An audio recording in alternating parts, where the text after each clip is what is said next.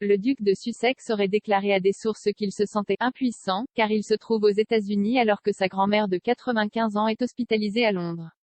L'admission de la reine à l'hôpital King Edward VII a mis en lumière son emploi du temps chargé au cours des dernières semaines et a suscité des appels aux jeunes membres de la famille royale pour qu'ils intensifient leurs efforts, soulageant la reine de la pression. La famille l'aura soutenue au château de Windsor, où elle est sur ordre du médecin de se reposer.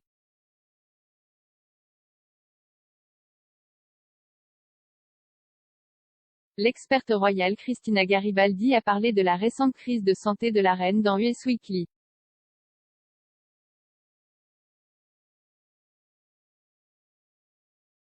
Madame Garibaldi a déclaré, la famille royale soutient la reine après ses récents soins de santé.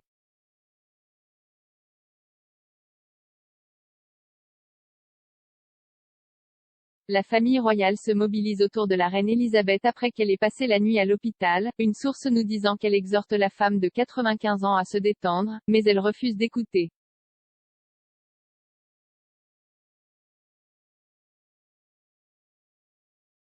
Ils ont ajouté que les membres de la famille royale sont entrés dans un état de panique lorsqu'ils ont appris que la reine avait été admise à l'hôpital.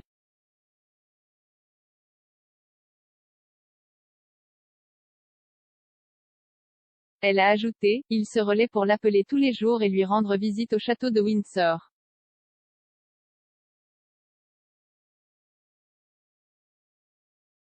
Le 20 octobre, la reine a passé la nuit à l'hôpital après avoir annulé à contre-cœur un voyage en Irlande du Nord.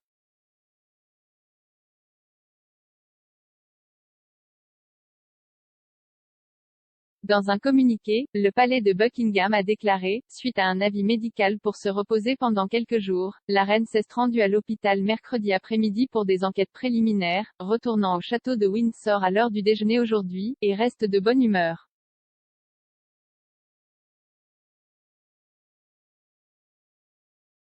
Une source nous dit que le prince William et la duchesse Kate ont envoyé un énorme bouquet de fleurs tandis que ses arrière-petits-enfants ont envoyé des vœux et des cartes.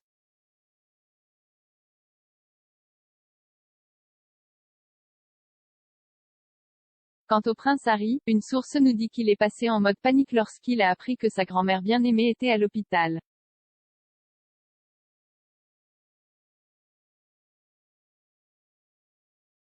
Il se sentait impuissant à 5000 milles de Montecito et s'est renseigné avec elle sans arrêt, a déclaré une source à US Weekly.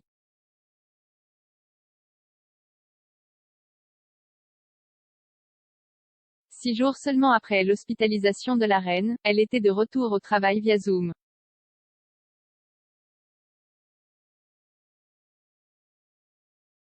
Une source a déclaré à US Weekly, la reine reconnaît enfin qu'elle ne sera pas là pour toujours et qu'elle doit ralentir.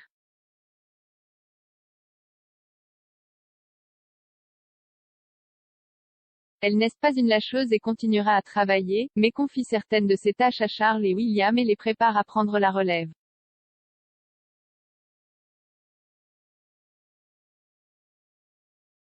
Le palais de Buckingham a depuis annoncé que la reine ne participera pas à la COP26 à Glasgow la semaine prochaine et se joindra à distance pour montrer sa présence.